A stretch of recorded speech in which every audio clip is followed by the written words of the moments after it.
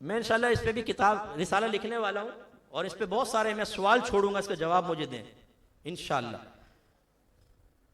ثنا خان کسے کہتے ہیں؟ بولو، ثنا خان کسے کہتے ہیں؟ نعت پڑھنے والا کسے کہتے ہیں بتاؤ؟ اچھا چلو، نعت کسے کہتے ہیں؟ نعت نبی کریم کی تعریف کو نعت کہتے ہیں۔ جو نبی کریم کی تعریف کر رہا اس کو ثنا خان یا نعت خان کہتے ہیں۔ یہ تعریف دو طرح ہوتی ہے، ایک نظم میں، ایک نثر میں۔ ایک تو شعروں کی شکل میں، اور ایک جیسے میں کہوں میرے آقا سید الاولین والآخرین تھے، یہ میں نے تعریف کی ہے نا، یہ بھی ایک نعت ہے، یہ نثر میں کہلاتی ہے۔ نثر میں جو نظم شعر میں نہیں ہوتی وہ۔ اب میں آپ سے پوچھتا ہوں، اللہ تبارک و تعالیٰ کا جو قرآن ہے یہ نظم ہے یا نثر ہے؟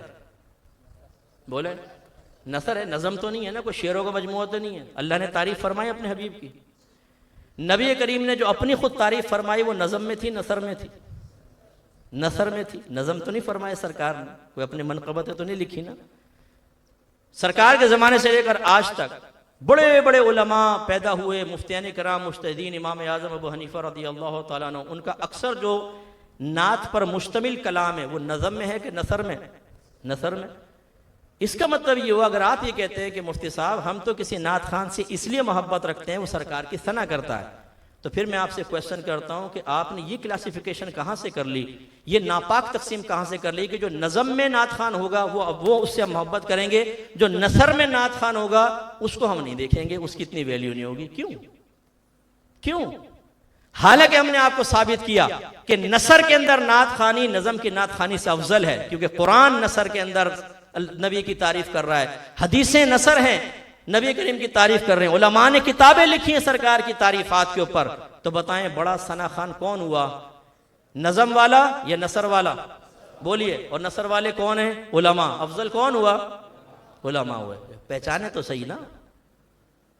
لیکن ہوگا یہی، اب بھی یہی ہوگا۔ مجھے پتا ہے نا کہ ہم لوگوں کی طبیعت کیفیت کیا ہے۔ اب بھی آپ اسٹیج پر پہنچیں گے تو بڑا نعت خان آئے گا تو آپ عالموں کو بھول جائیں گے، بڑے نعت خان، اس کو عزت دیں، اس کا انکار نہیں، لیکن خدا را ایسی عزت نہ دیں کہ ایک عالم اپنے علم کو حقیر سمجھے، اس کے دل میں خیال پیدا ہو، یار کاش میں بھی اس طرف آ جاتا، میں نے اس فیلڈ میں آیا، مجھے دیکھو تنگ دستی ہے، گھر میں گزارا نہیں ہے، مہینہ پورا کرنا مشکل ہوتا ہے، اور یہ آ کر چند شعر پڑھ کر اتنے سارے پیسے جمع کر کے لے گیا۔ یہ جو احساس کمتری پیدا ہو رہی ہے، یہ ہے معاملات، یہ غلط ہے۔ آپ عزت ضرور دیں، نعت خانی بھی کرائیں، عزت دیں، لیکن جو نعت خان نظم والے نعت خان سے افضل ہے اس کو بھی تو نعت خان کی حیثیت سے کچھ خدمت کریں نا بھائی جان۔